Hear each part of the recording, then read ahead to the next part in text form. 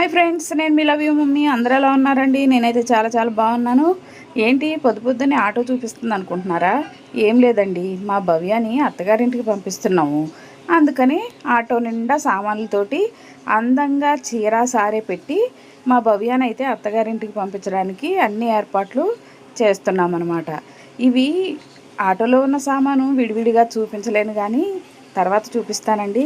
ముందు మేము మా భవ్యకి ఏమేమి సారి పెట్టామో చూడండి. ఎంతో టేస్టీగా ఉండే నేతితో చేసిన సలిమిడి, అలాగే ఆంధ్ర నుంచి తెచ్చిన గోరుమిటి, ఇంకా బాళ్ళు, అలాగే తాపేశ్వరం నుంచి తీసుకొచ్చిన స్వీట్ కాజా అనమాట. చాలా చాలా టేస్టీగా ఉంది. పసుపు, కుంకుమ, సున్నుపిండి. ఆడపిల్లని అత్తవారింటికి పంపించడం అంటే అంత ఈజీ కాదండో. చాలా చాలా ఖర్చు అవుతుందన్నమాట. ఈ రోజుల్లో కూడా ఇన్ని ఆచారాలు పాటించాలంటే చాలా కష్టమండి.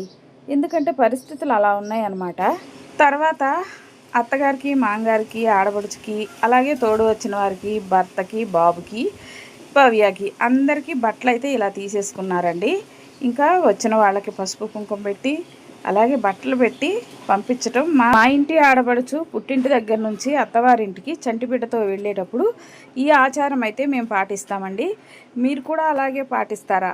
మీ అమ్మాయిల్ని పంపించేటప్పుడు కూడా ఇలాగే చీర సారతో పంపిస్తారా? పంపిస్తే ఒక చిన్న కామెంట్ ఇవ్వండి.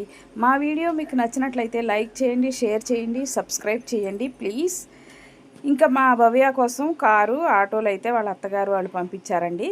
ఇంకా భవ్య, బాబు వెళ్ళిపోతున్నారు. అక్కడికి వెళ్ళగానే ఇక్కడి నుంచి తీసుకెళ్ళిన సారీ, పసుపు, కుంకుమ, సున్నిపిండి అలాగే అందరికీ పంచిపెట్టడానికి వీళ్ళందరూ కలిసి చక్కగా బయటకు అయితే వెళ్ళి ఇంటింటికి తిరిగి పంపిస్తారండి. అవి ఎన్ని ఇళ్ళున్నా సరే తిరిగి అందరికీ పెట్టాల్సిన ఆచారం మాదనమాట.